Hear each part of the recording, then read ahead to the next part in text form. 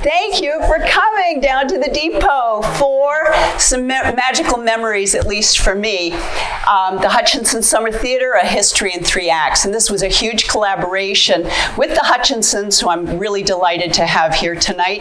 Perry and her husband, Bill. Wave your hands. Bill is Sue Hutchinson's grandson. She's the woman who built the theater. And my good friend, Dana Zulager, who likes to be in lowercase sometimes. So I respected that wish. And she took care of so many technical things. And of course, Art, thank you for being here. And my wonderful husband for living with me for the past few weeks. Just a few weeks? Just a few weeks. Again, I'm Susan Hilchey, and I summered in Raymond every year of my life, except one when I was out of the country. I dearly love this town. My family summered right next door to the theater, so we were really fortunate as kids, because we could go to the shows every night of the week. But the Hutchinsons and the Hilcheys have always been good friends and neighbors. The Hutchinson Summer Theatre was started by Susan Eleanor Buckler Hutchinson in the 1950s. And yes, the theater is 260 miles from Broadway. We measured. With that ruler? With that ruler, yes, with this very ruler. I am not laser point certified. On the left, you see a postcard. There were lots of postcards made up, probably as promos that Sue had, but the caption on the top right is Governor's Lake from Hutchinson Summer Theatre, Raymond, New Hampshire. And it's a beautiful little pond. It's a little pond, but we certainly love it there. On the right is a map from 1964 stating that the theater had 600 feet of shoreline and more or less 15 acres. I'm of the opinion that it's probably more than 15, thinking about how it's been divided up among the wonderful neighbors of ours who are here tonight. But at least there were 8-9 parcels. So it all started right here with the point. Here's the pond, Governor's Lake. Here's the wetlands all over the place. And the theater is right here, just to give you a little orientation. It all started when Will Hutchinson, Sue's husband, inherited a parcel of land, the point, in 1941. He inherited it from a friend. It was a one-room cabin, shack on the point, as I've been told. And there was also a one-room cabin here on what came to be known as Hutchinson Hill. That's called the Mayflower to this day, or the lobby. Boston Post article commented that one-room cabin, the Mayflower, soon sprouted wings in all directions until it mushroomed on Hutchinson Hill. And Bob and I, my husband Bob and I, can attest to that because we're painting it this summer, and it has how many sides? 16 sides. I'd also like you to note this lower meadow right here, the lower south meadow, because I'll reference that in a little bit. But let's see, this is where the Mates live. This is the theater property. This is your place, Carol.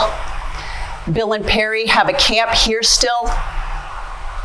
This was Mary's camp, and that's still, if you ever went to Governor's Lake in the 60s, it had the multicolored stairs going up from the water, pretty much. Mary was Sue's daughter. And then Huey had a plot by what we call the lightning tree that was given to him, deeds say, by Ada Sanborn, but somehow it might have come through the Hutchinson family too. We're really not sure. But it was just his little plot of land. And Huey, full name, LaHugh Bronson IV, was employed by Sue. He was chauffeur for her big black car. What kind of car did she drive? Do you remember? Awesome. We did, yeah. Station wagon. Station wagon. Oh, it was a big sedan, I'd heard. But nonetheless, he was chauffeur, he cooked, he was a handyman, he did a lot of babysitting for the children.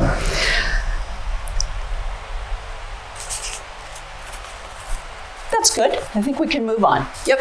Susan B. Hutchinson in some wonderful poses because she loved to be on the stage too. I found a letter from Colonel Hutchinson. We respectfully call him the Colonel. He was Bill's dad. Wrote that the Hutchinson family is well established in New England. Even though they're summer people now, they're well established in New England, first arriving in 1634, long before a lot of us. But in 1839, Jesse and Mary Hutchinson and their 13 children gave their first concert in Amherst, New Hampshire. They later traveled as a quartet around the area performing abolitionist songs. So if you ever get a chance to see the program that New Hampshire Humanities puts out, Hutchinson Family Singers, their descendants. Please see it. It's a really, really good program. But the Colonel's letter goes on to say that Sue was stage struck early and performed Shakespeare with her brothers and sister in the family living room. She was an extra when Sarah Bernhardt came to town, and she joined a troupe and married the best actor of all, Will Hutchinson. Now, these are a couple of views. The one on the left is a view from the porch looking down to Governor's Lake. The water is still that beautiful color. The trees are mostly still there. The boat's still there. We have a little beach down there. It's just a nice, quiet, secluded area, I think, on that side of the pond, which is accessed from Long Hill Road down Smith Pond Road. And here is a wonderful picture that the Hutchinsons just found the other day, looking at the theater from the beach. So you've got this beautiful double staircase. It also went down this side, going up to the porches, which didn't wrap around the whole theater, but went a good way around. And when I was a kid, these were the stage, the actors' dressing rooms down under. Funny story about those stairs, though. They were pretty sturdy, but back in the late 60s, maybe it was in 1970, there was a musical performance, so they needed a piano. Not only that, it was a baby grand player, if you can imagine how heavy that might have been. And some big guys, or at least strong guys, carried that piano up. It could be driven on a lower road, driven close to the foot of the stairs, but they hauled it up there. And it might have been one of the piano carriers, might have been Milton Christian, Charlotte's husband. Not sure, but I think so. This is a view sort of from the box office. This is part of the hill. The cars would park down around this area down below. It was a good hike up. The patrons would come to the box office here. There was the window to buy the tickets. Here's the window to buy the tickets. They'd walk on this concrete step, also right here. Through those double doors, you'd let the screen door slam behind you and you'd be in the theater. So it was one of those old barn types, unfinished inside, pine, a lot of good pine, some nice knotty pine in there too. The stairs here behind the pine tree lead to the stage for the actors at that level and then go up to the backstage, which was tiny. Absolutely tiny for the people running audio, lights, and anybody who had to wait way backstage to walk on. This part of the theater is not standing anymore. The playhouse is gone, but this is one of our storerooms. Oh, I didn't tell you, we live there now. Next. This is a wonderful, wonderful article from the Boston Post. Came to me by way of Paul Brown. His mother, Betty, had saved it from the newspaper, and then Paul gave it to me.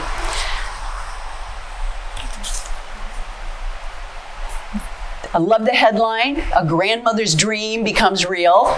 That's just beautiful. And the article describes Sue as a white-haired little lady with twinkling blue eyes.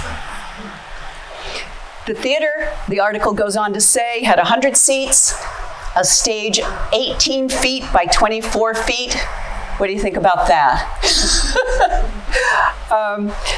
And as I remember, the tiniest backstage of all. There were cottages for the actors and the stagehands, and the 2 cabins that I showed you before for 2 of her 3 children. And those camps could also be rambling. The lower left are credits from one of the early programs that Sue had with the original misspelling, but that's okay. And you might recognize some of the names of the people involved, but it's impressive that this 70-year-old woman designed and planned this theater. It's probably all her life. Do you recognize some of the names there? Harry McFarland and Daniel Sundin. Yep. And then Robert Kimball of Exeter. How about Cametts of Exeter? Cametts were certainly a good family here. Robert Kimball was an epic also. I don't know. That would be good for research. But what it points out to, and Lighting out of Boston and Curtain out of Boston, most beautiful red velvet curtain. But it's a community effort, as theater needs to be to survive. Act 1 covers 1950 to 56. This performance in 1950 was Mary Hutchinson in her thumbnail theater, monologues. What that woman did amazes me because she had shows 1, 2, 3 nights in a row. I think they were in a row, weren't they? Yep, August 18, 19, and 20. And she did 7 different monologues. Every night. 7 monologues in one night would be a lot to remember, but each of those 3 nights had a different monologue. So Sue's, yep. Some of them were Shakespeare's heroines. She did an Oscar Wilde. Don't know this one. Daisy Bell, a Smoky Mountain gal, and Pearl Goes to the Ballet, among many others. But Mary was the star, and she went on to have a great career. Her nephew was not to be outdone. Nephew, right? We figured, correct? Stuart B. Hutchinson Jr., he was the stage manager. So he autographed the back of the programs, but Mary signed to Charlotte, All My Best Wishes, Mary Hutchinson, and to Bill, With All My Best Wishes, Mary Hutchinson. So these were Bill and Charlotte Roberts, Charlotte Christian.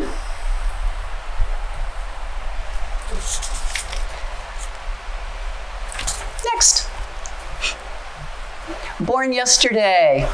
Love this program cover from one of the early years because it's got these great heralds announcing the Hutchinson Summer Theater, New Yorkers coming in to perform, and it was in the Pine Woods.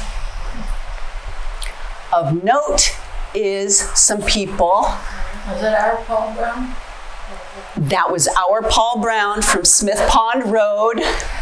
Beloved neighbor, Douglas Hutchinson, Sue's nephew. Grandson. Oh yes, okay, Stu was his dad. And down here we have Joan McDaniel, Cynthia Holt as manicurists. I don't know if there are any other names there that you recognize, but those are the ones. Iris Hutchins. Iris Hutchins, okay, thank you. Stand by. The next slide is going to be about 3 one-act plays, and Sally Parody was very gracious to let us hold on to her scrapbook for a couple of weeks to really delve into what she had. This program for that year, somewhere in the 1953, I think it might have been, Church Call, written by William S. Hutchinson Jr., that's Bill's dad. And in there was George Guptill as an acolyte, Sally's brother. Then Riders to the Sea, Susan Hutchinson was in that one. And then Happy Journey by Thornton Wilder had George and Sally Guptill both in it. Really cool that there were these well-experienced actors coming in, and yet there were local people recruited for a lot of the other parts. Now, take a look at this picture up here. This is wonderful. Do you recognize the young woman? It was The Imaginary Invalid. It's a musical by Moliere, his last one that he ever wrote. That's Sally. Sally with the imaginary invalid, right? And the whole point of the show, which was to point out the medical quacks of the 17th century France. It was a comedy of song and dance to amuse King Louis XIV. And they're doing this at the Hutchinson Theatre. Classy, classy. Now, I also want to point out something fun in this bottom picture. This was for church call. The little stage right there with its curtain from Boston, some steps in the front. Look at where the audience is sitting. It looks like church pews. Now, I don't know if that was particular for that show, church call, or if that were a more permanent thing, because quite often there were these cobbled together seats from like 1x3s of various levels. So, you didn't have to look at the back of somebody's head, but all on a flat floor. Apparently, Sally stole the show. At least in the opinion of this wonderful actor, Don Marsh, who wrote, "Dear Sally, I'll always remember you as a wonderful scene stealer." And wasn't she cute as could be? Oh, love Don. Love Don. That might have been the best part. But what nice words. How old were you, Sally, then? I think I was 8 or 9. Just 8 or 9 years old. Wow. In these pictures from a show called Theater, there are quite a few of Mary Hutchinson, who often had very dramatic poses, if you can see her. I think she's in each of those pictures. And Mary went on, as I said, to have a rewarding career as a dancer and actress who toured the United States. She did shows with Fred and Adele Astaire, Bunny Granville, Charles Colburn. Not bad credits at all. The next slide is going to show a program where Sue highly compliments the 2 Guptill children from the plays. Yes, it was in one of those, not a program itself, I think it was more a promotional piece. So here it says, the entire cast of all plays, except the 2 local clever Guptill children, are experienced actors and actresses with Broadway successes to their credit. High praise. She listed you first. The others are, this is wonderful. Sally saved her lines as Lewison from the play Imaginary Invalid, and it's in construction paper with lines, hand-typed lines stapled in that construction paper. It says Lewison on the top, and then here it looks like Sally got autographs from everybody in the show theater. Really fun souvenirs. The next program is this program from 1956. We're sure of this date because it's right there on that front cover, but this was the cover for the whole season. But don't you love that it shows the Hutchinson Theatre is in the heart of the Merrimack Valley. You can get there from anywhere. Haverhill, Exeter, Dover, Rochester, Concord, Nashua even. And in those days it wouldn't have been a quick drive down the highway. But I find that summer season's list of plays interesting because 3 of them are by John Van Druten. And oftentimes, he must have been a favorite because usually a group will vary the playwrights so that there are different kinds of performances. But there you are. And Dana just found this article from the New York Times, July 1st, 1956. Are you able to read it? It says, for rent, camp cottage on lake in Pine Woods, 4 bedrooms, bath, living room, kitchen, porch, wharf, rowboat, artesian well, gas and oil range, 250 miles from New York in New Hampshire, $150 per month or $350 through September. Apply to Susan B. Hutchinson, P.O. Box 365, Raymond, NH, phone, Raymond, NH, Twin Oaks, 52705. Twin Oaks, do you remember your old phone numbers from here? 2959. Here are two Sues, neighbors and friends. Right before Sue Hutchinson died, there she is, much as Bill remembers her, in her open-toed high heels and all dressed up in the woods. And there I am in my little sunsuit and bare feet. Always friends, like I said. Now I would like to invite you to an intermission where you don't need to get up and move around because we don't want to lose you in this heat, but we're going to have some memories from the stage from Sally, followed by Bob's telling about My Big Break Broken from Paul Brown. And you can take a gander through the different advertisers, the different patrons who were listed in the programs. Wagon that we saw, it was a Ford station wagon. And Huey was at the wheel, and we knew fun had begun on Long Hill Road. But anyway, so between my brother and I, we did little bit punch. We also had the concession to sell punch at the theater for intermission.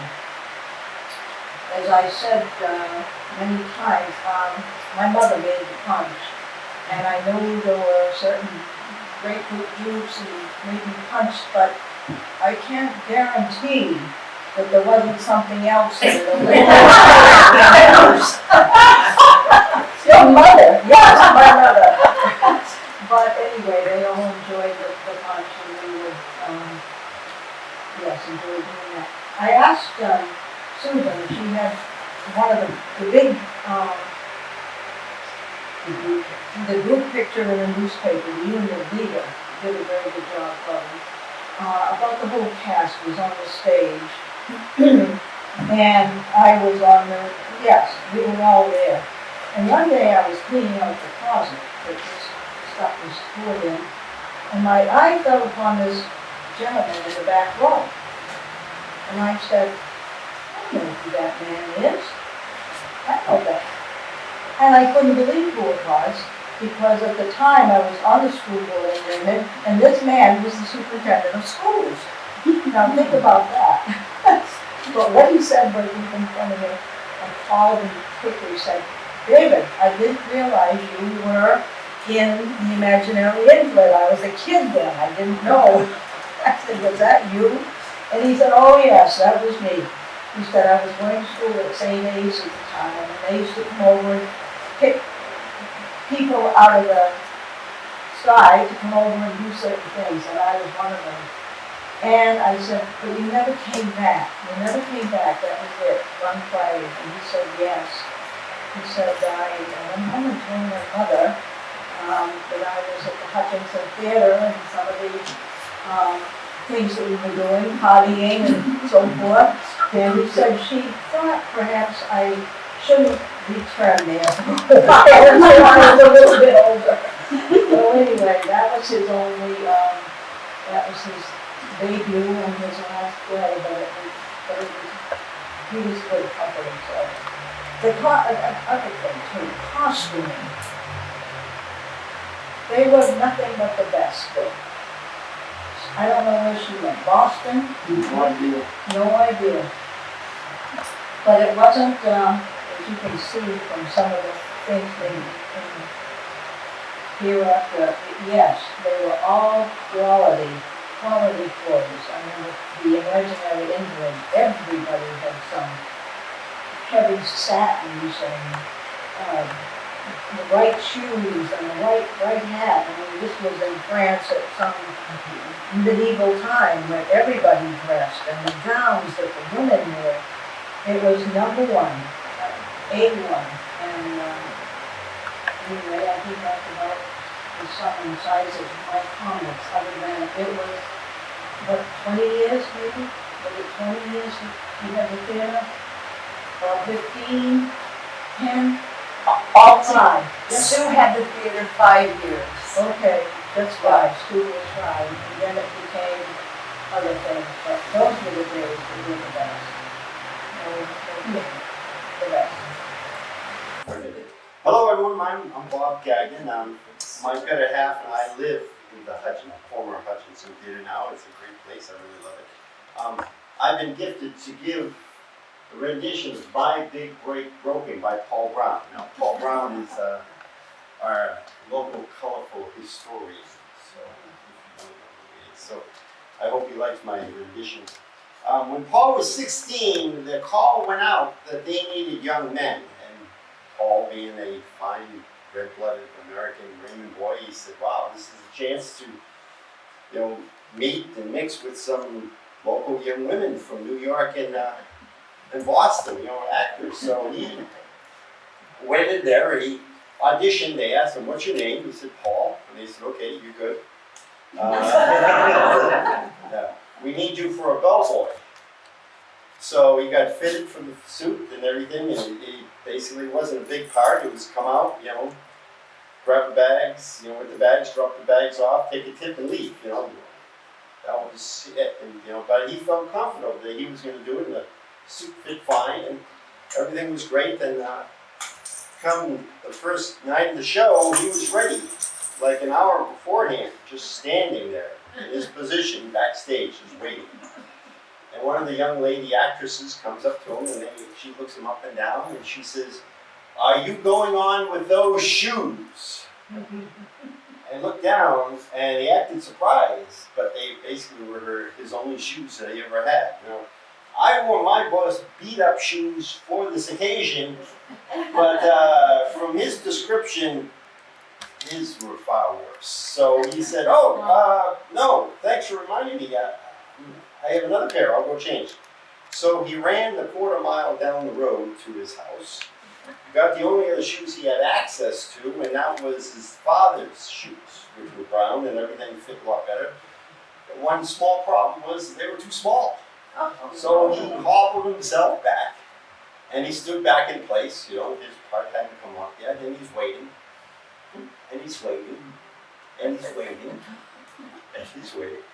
And the other bellboy comes up and looks and sees how uncomfortable he is. He says, you really do not have to go on, basically, I can do this part. We don't need two of you, so if it's okay with you, Paul says, great. So that was his big break.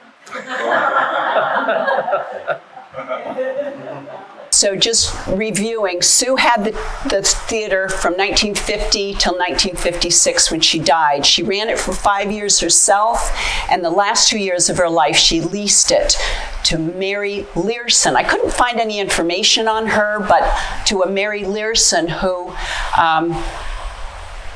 had done some production with Sue previously, so they had a good relationship, and then Mary Learson took it over the last 2 years. So Act 2 covers a period when the theater was dark. These two ambitious young men from New Hampshire decided to turn the lights back on again.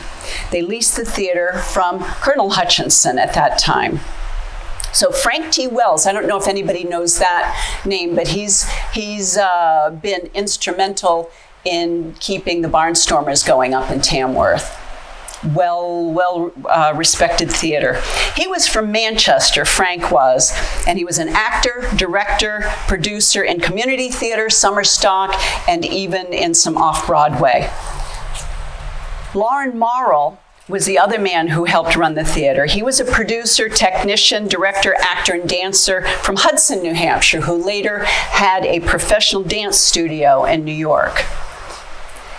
This wonderful red and off-white at this point in time promo literature described the theater as having an auditorium and stage, housing, dining, and relaxation areas for the entire company, and a lounge, which was redecorated in 1963, originally the one-room camp, or the Mayflower, you remember, so that people could buy soft drinks, no fancy punch, but soft drinks and candies during the intermissions. So in 1962, Wells and Morrill had a really good season of 5 shows. There were 10 resident members, and I wonder if you take a look at the patrons, if you recognize any of those names. There are a lot of well-known local people. Yep. Dr. and Mrs. Abel, Mr. and Mrs. Frank Case Jr., the Caldwells, Holt's Department and Hardware Stores, the Hutchinsons, of course, the Langfords,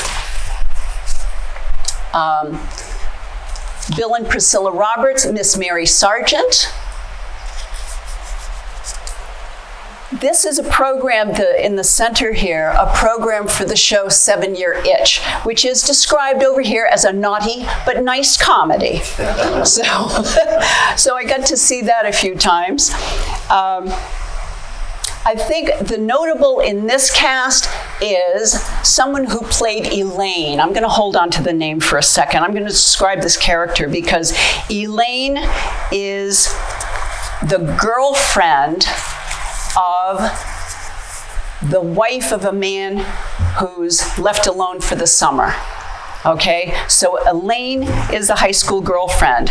This man has such a rich fantasy life about all kinds of women, but Elaine's really special. Peg Case was Elaine. The script, because I looked up the script, Elaine is described as a luscious looking dame in a gold lame dress who drifts onto the terrace, kneels behind the man who's on vacation by himself, and she has a glass of champagne, and she says, "Do you know something, darling?" Remember, this is Peg. "I look at you and I just melt. You must know that." Then she kisses him, she tosses the glass of champagne off the terrace and comes back. She says, "Men always know." And then she kisses him violently, the script says. Violently. Peg Case. And for those of you who don't know Peg, how would you describe her? She was a wonderful lady who was married to the pharmacist in town. Motherly, very kind, never said a bad word to anybody. Yes. Oh, she was gorgeous, wasn't she? Well, she must have looked great because Sue might have had, well, it was Frank and Lauren at that point, but maybe she was in a gold lame evening gown. I don't know. I don't remember that. But, okay, 1963. So, let's go to the next slide. Yes, okay. Pretty plain program, but it tells you what you need to know. Patrons of the season, I think it's getting to be a larger list. Again, familiar names. With permanent patrons as a category at this point. And in 1963, there were 6 shows, not 5 as had been the previous year. There were 18 resident members and apprentices, so there were a lot more people working shows that year. Season tickets for 6 shows. How much do you think that was back in 1963? $6. $6? You lowballed it, Art. You lowballed it. $10 for 6 shows. Isn't that remarkable? And even in 1963, there was a nice-sized advertisement for Raymond's bicentennial, which was to happen the next year in 1964. Now, back up just a sec. One of my favorite shows, in 1963 was Bus Stop. And this was set in a diner where a freak snowstorm had stranded 8 travelers together. So there was some romance developing and some comedy ensued, and there was some foul language. After the show, my dad took us under that big double porch, to get autographs from the actors and actresses. Well, of course, they were in various stages of dress and undress because it had been hot in the theater. They'd been under the lights. But we were asking for their autographs anyway. And the lead came up to my father and said, "I am so sorry. I'm so sorry for my language. I didn't know there would be children in the audience." I was 10 and my little sister was 7. We have a second intermission now with some stories from Steve Christian about his and his family's experiences with the theater. So if you'd like to stand up and stretch, please do. I know it's hot in here, so thanks for sticking it out. Bob is going to tell those stories from the Christian boys. Steve Christian was a friend of mine, and he lived a few cabins around the lake. So he wrote in his journal, being the intellect that he is, while he was working as an usher at the theater, he was also critiquing the plays. If you know Steve, you're not surprised. I'm not going to read everything, but I'll pinpoint. In July 1967, the theater had the courage and the audacity to present two very strange, challenging one-act plays from the very 60s. The American Dream and the Bald Soprano. What a remarkable choice for a tiny theater in the Pine Forest in Raymond. Population 2,900. He wrote a written review about that, but I'm going to skip beyond that. But during August 21st, a performance during a raging thunderstorm, right in the middle of the American Dream, as two women were cackling to each other, the stage went black as the power failed. Immediately, swarms of actors and non-actors got candles and lamps going and put them everywhere. This happened during performance a lot. Dr. Hilchey, Susan's father, and Steve's father were busy, and Father yelled, "Hey John, I'm glad to see you lighting one small candle." But the show went on later on without a hitch. The Hutchinson Theatre was winding up its 1967 theater with Tennessee Williams' Cat on a Hot Tin Roof, a play about the problem of a large southern family, he said, putting that mildly. There are 4 children in the play, 4 awful brats, 2 girls played by locals, and a young actress who played the grandma in an earlier scene. The boys were, Butch and Sonny, were Eric and my brother Billy. I know. Oh yeah, if you see, just swing, it's okay. Yeah. Of course, we're keeping it a secret that Billy's in the play from Dad and Mom and the Grandpa and everything. They'll receive a shock when they attend the performance tomorrow night. And I'll be there every night, ushering. Billy was, my brother, was pretty excited, of course. We talked and re-talked and, taking away his fear. I stumbled up to the theater feeling awe and excitement in the sharp, dim air, the throbbing lights and the doors and the great walls, and the whirling of insects and the voices and comings and goings. My first night, the audience was small. It consists mainly of a quote from Doc Anderson, "Little old ladies who paid for their ticket in great stacks of pennies and nickels." If you knew Doc Anderson, you could hear that. So, Billy's role in it was small. In the very beginning, he comes on stage briefly for a wild gun battle. He comes in the second act to join in the part to sing a birthday ditty and dance around Big Daddy. Billy hated that part.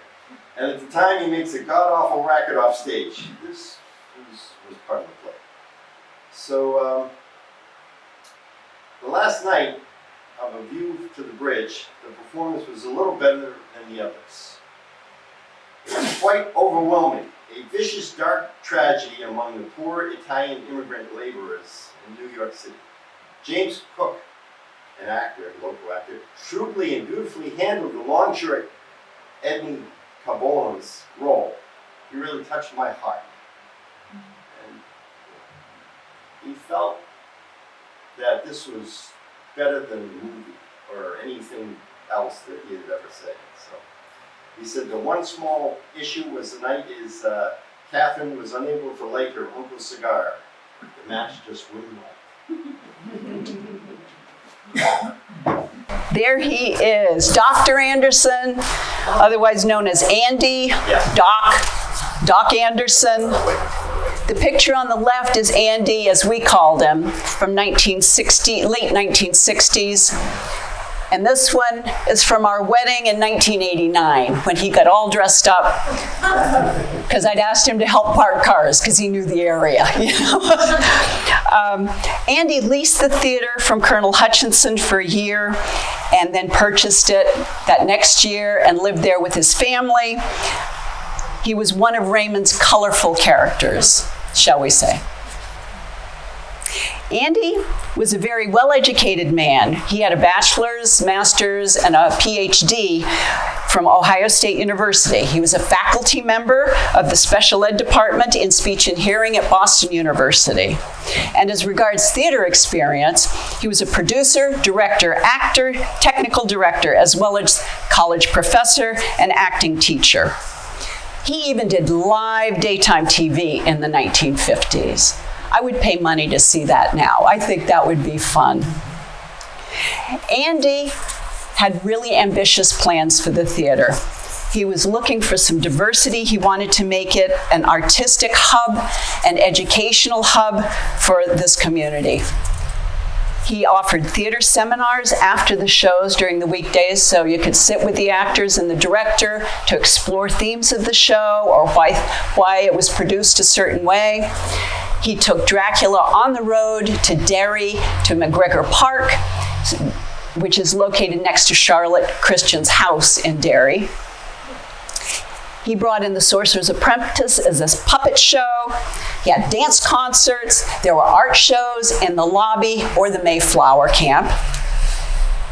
So he really did a lot to expand upon what Sue had already established for this resident professional theatrical company where the actors had to do the building maintenance, the grounds maintenance, work the shows, work behind the shows, everything. Keep it going. And this was 1967 and 1970. 1967 was another great season, starting with a show called, it's listed on this advertising card, Oh Dad, Poor Dad. The full name is Oh Dad, Poor Dad. Mama's hung you in the closet and I'm feeling so sad.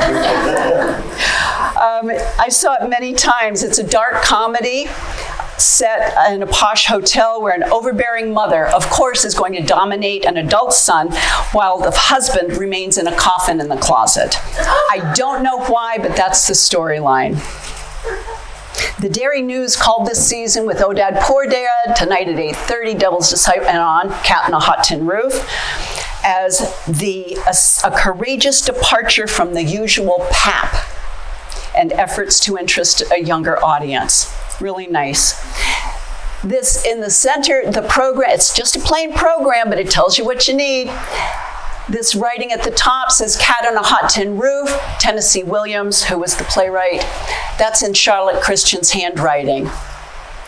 And it's very flattering that the performance at the Hutchinson Theatre stacked up well to Richard Burton and Elizabeth Taylor's movie, according to the reviewer in the Derry News that year.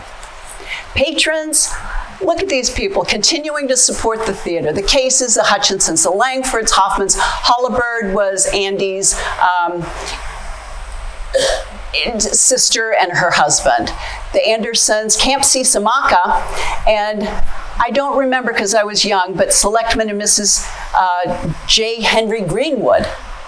Nice. Community support.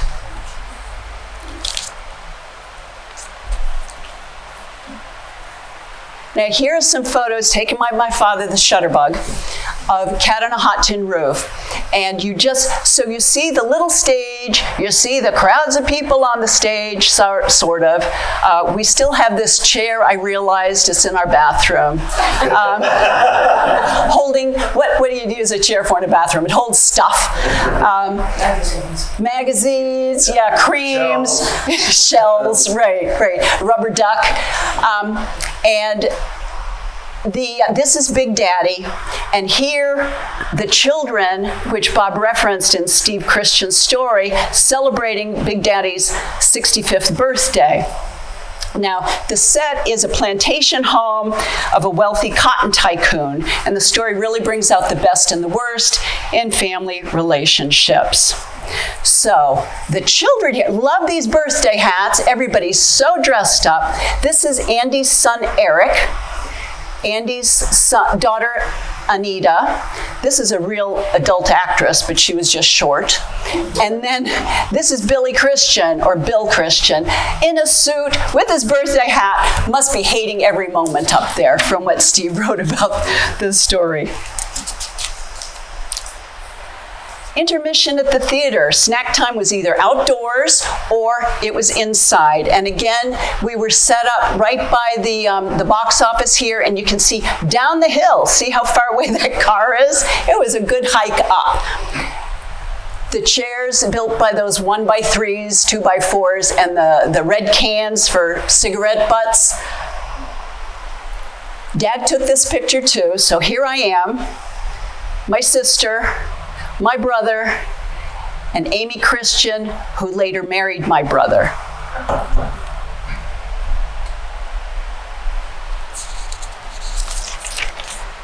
(1968). This is such a fabulous sketch of the theater. Gives you a little bit different angle.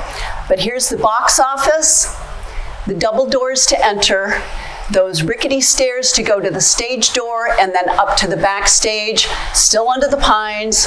You still have to climb all that hill to get up there, but it's wonderful, and it's only signed SLC. But doing a little looking up, Dane and I figured out it must be Sidney Lee Cook, who performed at the theater stage in 1963 and then again in '68. The blue, oh well, it's green here, isn't it? The green card in the center is the promo card for the season, which included 10 Nights in a Bar Room and Rose Tattoo. I'll tell you a little bit about those in a minute. But that summer, there were 14 enthusiastic and vibrant professionals working together off stage, according to newspaper reports. Guess how much an individual ticket was? 1968. $10. $2.50. That was for seniors and students, I would guess, because the price for general admission went all the way up to $2.75. Just amazing. Again, I can't say enough about the patrons and the sponsors. It was wonderful. What's that? And there were a lot of ads in this program. I won't go over who had them, but it was Welch's, Long Branch, Regis Tannery, Tailgate, lots and lots of places. And there was further diversification that the Dairy News write-up alluded to, that there would be summer workshops for teachers in speech and theater education, and they were offered for credit through Boston University. The workshops were taught by Andy and David Unum, who was a great contributor to the success of the theater for 3 years as their artistic director. He was a wonderful man, and I don't remember if he played bagpipes or not. I was thinking about that today, but I do have a picture of him visiting us at our camp, and he had on his kilt. So I don't know that Unum is Scottish, but he just had a great flair, very, very kind and creative man. 10 Nights in a Bar Room. That was one of my favorites because I was there every night because I was recruited to help. This tale was a book in 1854. It was called 10 Nights in a Bar Room and What I Saw There. It became a film in 1926. So what do you think it was about? 10 Nights in a Bar Room. 10 Nights in a Bar Room and that demon rum. Capital D for demon, capital R for rum. So originally it was a serious play about the evils of demon rum with a hero, a villain, and an ingenue, of course. But it became an interactive temperance melodrama where the audience could cheer, boo, and hiss throughout the entire play. It was wonderful. So, on this little, don't you love the knotty pine on the side walls? Really, really upscale. And this fabulous set. Fights, women looking aghast, fights, chairs in the air, women fighting now on the floor. That rum can really affect you. Is that the piano? That is not the piano. That was a different piano. When I bought the place, I didn't know Bob yet, but there were 3 pianos in that building. I think 4 refrigerators, some of them in the yard, but nonetheless. When you do theater, you have to save stuff, right, Jane? Yeah. Right, Don? You have to have stuff, because otherwise you're going to have to buy it. That takes time and that takes money. So anyway. This is Andy right here. In this show, he played the landlord, so he's making a particular point about what? About goodness and character and some such. Oh, I have a story about this one. Actors like playing jokes on each other. You played some. Oh no. There was a character, the philanthropist, who was traveling and came to see what was happening at the bar room. So he comes in. It looked like a wool suit. I had a crush on this actor, so I paid attention. Looked like a wool suit, nice white shirt, tie, hat. I don't remember if it was a bowler or not, but a nice hat, dress shoes. Under those hot lights in that unair-conditioned room, such as this, carrying a suitcase. And back then, of course, it was going to be one of those paperboard suitcases. Well, that night, the fellow actors had filled it with rocks from under the pine trees out there. So there's Dave walking on stage and trying not to fall over. And I'm watching and watching. I was backstage that night, and everybody's watching from backstage as the bottom of that suitcase started to give way. He managed to get off before it was off, but when he went off stage, he was in a fury, absolute fury. This is a scene change for 10 Nights in a Barroom. And I love this write-up. Lillian Quimby, did you know was she a local Quimby? Because she wrote a lot for the Derry News about the theater, and she was always so complimentary. But I just love this because Dana recently found this article in the archives complimenting the set design for the small stage and how it quickly and ingeniously changed from a barroom to a bedroom, back to a barroom, with the assistance of two cute but hardly powerful waitresses. Well, this is a real actress, and that's me, Dad. It was so much fun because my grandmother had helped me to learn to sew and a little singer. She used to teach home ec here in Raymond at the high school. But that summer, I diligently used her little tiny Singer sewing machine, sewed my little short, French maid skirt, made a little white apron, had a little Peter Pan collar to my white blouse. I already owned that. But it was the first time I got to wear fishnet stockings. I was just 16 or 17, so that was a really big deal. My parents, I don't know if Dad must have taken this picture, so they were around, but they never said anything because they were theater people too. But I think it's also amazing that Ms. Quimby commented we could change the scene in 1 or 2 short minutes, because that's always, it's the bane of a lot of theater, is if you take too long to make a scene change, you've lost your audience.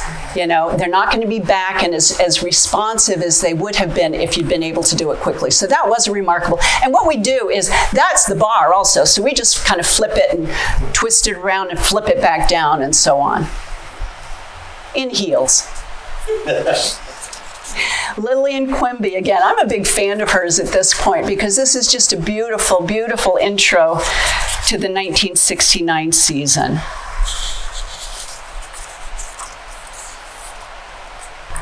$1969, little psychedelic on the handout there. And it's just, where it had been Scotch tape on the edges. But this was the program.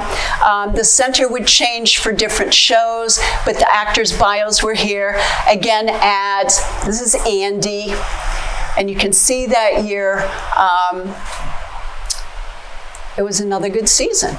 Another really good season. But 1969 was also the summer of Woodstock. And I think only one actor stayed at the theater that weekend. He was required to stay at that weekend. And guess who that was? The philanthropist with the suitcase. He wasn't happy about that at all, that he didn't get to go to New York. That was also the summer of the first moon landing, and my grandmother invited actors over to watch on the little black and white TV that we rented from Roy's TV every summer. So if you came over to watch the moon landing, that was really exciting. Okay, tickets got a little more expensive for the general public in 1969. It was $250. Okay, yeah, don't look. At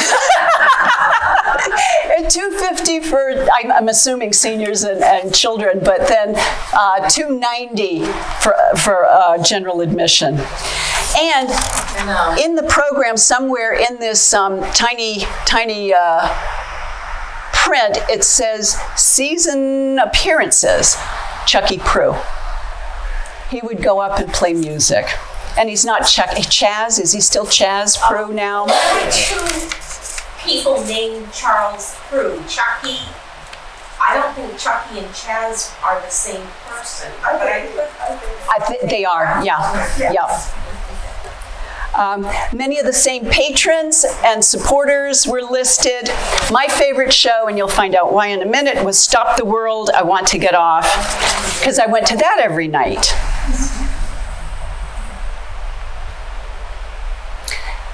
The quality of these photos is questionable, but they've been lightened as much as they could be because the stage was dark except for some red lighting on the actors, and I was in the chorus for this show. Stop the World, I Want to Get Off is a wonderful musical by Anthony Newley and a friend. Andy's wife was part of the chorus, and Liz is right here and right here. That's me. That's me. And the story is about every man. Little chap in the top here is kind of working his way through life, trying to get ahead. He's got a wife back home. He's got girlfriends, in every port kind of story. But it was really touching, and the music is fabulous. You probably remember some of it. Our outfits in the chorus were just red tunics, nothing fancy like the satin and lace and bows that during Sue Hutchinson's time, but it was just red tunics, probably mini dress length with red tights on the bottom and maybe some ballet shoes or sneakers. It looks like maybe sneakers. The Derry News described the show as a satiric comment on the quality and strivings of Western middle-class life and a potpourri of dialogue, mime, and dance. Do you remember any of the songs? Anthony Newley. Gonna build a mountain, gonna build it high, gonna build a mountain, and I know darn well if I build that mountain, and on and on. How about just once in a lifetime, a man knows a moment, one wonderful moment when faith takes his hand. See why I'm not a singer. I don't do musicals. And then there's one more that you'll know, but then there's my favorite. The other one you probably know is, what kind of fool am I? Who da da da da da. When doesn't fall in love. Like any other man. Yeah. Right. It's a great song. And voice is worse. But he knows the words. That's why we make a good team. My favorite was Mumbo Jumbo, because it's about when little chap here, there in the corner there, little chap who plays everyman is running for political office. And it's a song called Mumbo Jumbo, Rhubarb, Rhubarb, Tickety Two Barb, Yak, Yak, Yak. And it goes on, and it's just a lot of point-making nonsense about politics of different countries in the 60s today. It's just a fabulous show. So little chap, everyman, he was a fabulous actor, and he was headed to Broadway right after this summer season to do a show with Geraldine Page. But 1969, he got drafted. He got drafted. I have not found his name in any of the listings that I've checked, so hopefully he came back. Evie, who played opposite, she played 4 different roles. That's his wife. She's the British wife, but she also played the American girlfriend, the German girlfriend, and the Russian girlfriend. So she had so many accents. It was just amazing. And great energy, too. Now, on this the right-hand photo, this is at the play's end, toward the end. Death is about to take Little Chap's grandson, who is played by golden-haired Eric, Andy's son Eric. But Little Chap intervenes and allows death to take him instead. This sign was posted at the foot of Long Hill Road for at least 2 seasons. It's very eye-catching, isn't it? Do you remember that down at the bottom of the hill? No? Well, I remember driving up one summer and whoa, there it is. That's great. Yay, the Hutchinson Theater's in business. So it now adorns the Hutchinson's summer camp. Yeah, isn't that wonderful? Yeah. 1970 was the last year of the Hutchinson Summer Theater, with a busy season again. This wonderful psychedelic kind of program with the collage of Andy's wife. That's Liz. One of the shows might have been Celebration. Actors up on the porch, view of the pond, view of that double staircase with folks sitting up there. Andy's daughter Anita, other actors, Eric, Andy's son on the pond. There's always been a raft out there. And I love the cutout from that, with the message from the company, from the program. We would like to thank our sponsors and patrons whose help made our 1970 season possible. Realizing that man's greatest problem is himself, we would like to dedicate our 1970 season to the belief that the cure cannot be found without respect, each man within himself and for others. Only then can we begin to come together. Did they know it was going to be your last season, or was it planned that it would be, or did it just happen? I was a teenager, but I never heard of any announcement or any information about its closing. They just Yeah. stopped. Well, next slide.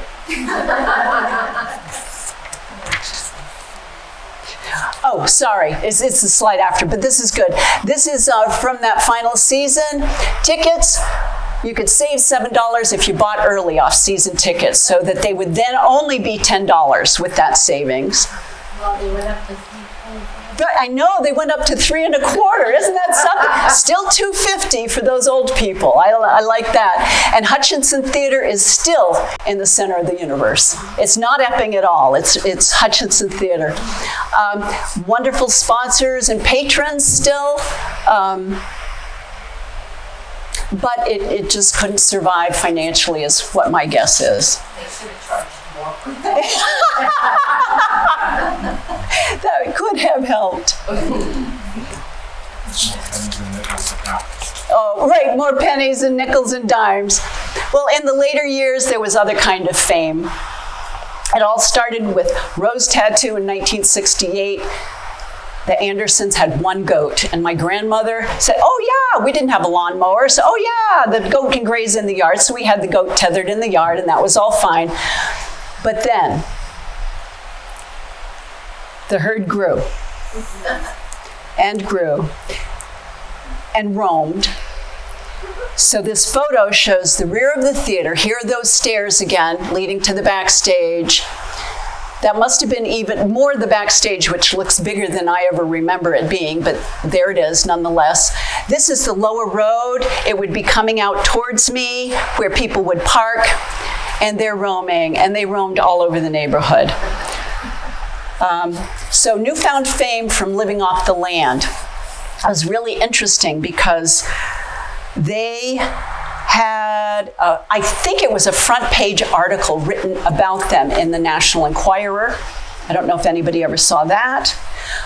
But also, Andy and Liz were on the Phil Donahue show back in the 70s. And Phil Donahue was such a marvelous interviewer. So it was a great interview, but there were 3 people in that interview representing not just living off the land, but kind of unique enterprises. So Celestial Seasonings was one of them, the guy who was growing these herbs and making these teas back then.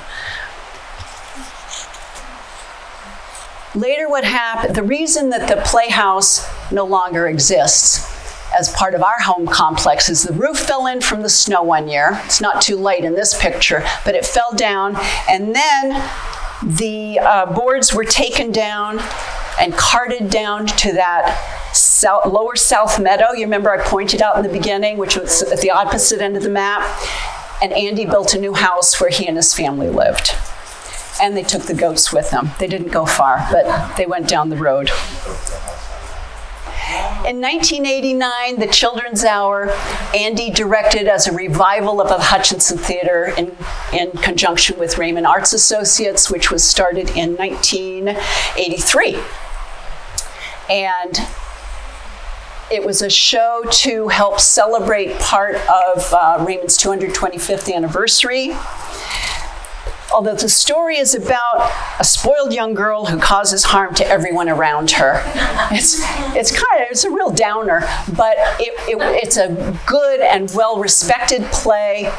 And it was put in, I couldn't find the piece again, maybe Dana you can remember, but it said the reason that Andy chose this play was because his wife was taking a women's study course, and he thought this would be a good idea.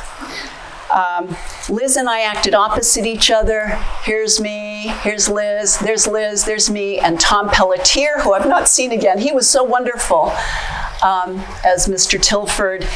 Other people that you would know in the show were Ardell Welch, my husband Bob, Andy and Liz's son Leif, Jane Parody LeDuc, Linda Jameson, Michelle Ingram, Stephanie Canfield, Melanie West, all of whom you know, Jane. And original music was played by Chaz Prue and Jim White. And Jim taught at the middle school for many, many years. Wonderful man. So Raymond Arts continues in the spirit of the Hutchinson's Theatre, I would like to say, although that we've taken a break since COVID, and we would hope before too long to redo, revisit, bring back Will Green, Sharpshooter. And I know that Jane and Dawn have been consulted about this. Bob and I would be very interested in working on that. So,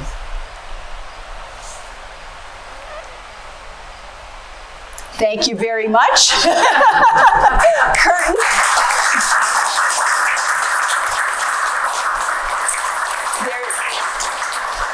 It's very kind. There's no real encore except to encourage any stories that people have, because we're continuing to add to what is here, and would love to know any memories people